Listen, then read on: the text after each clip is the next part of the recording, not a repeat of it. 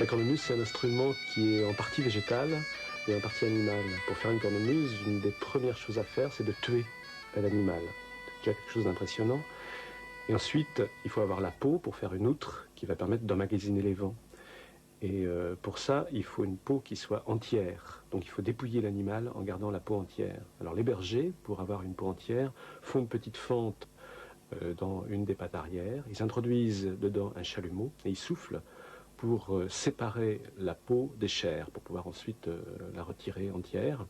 Et on imagine bien que dans cette opération, ça gonfle le corps de l'animal, et que s'ils arrêtent de souffler, à un moment donné, l'animal se dégonfle, l'air sort par le chalumeau, et il sort à ce moment-là un petit son flûté qui semble être celui de l'animal qui reprend vie et qui chante après la mort.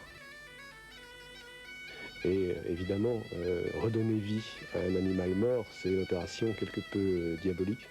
Et on comprend que les curés n'aiment pas beaucoup aimé ça, d'autant plus que les joueurs de cornemuse ont été régulièrement accusés d'attirer les loups avec leur cornemuse.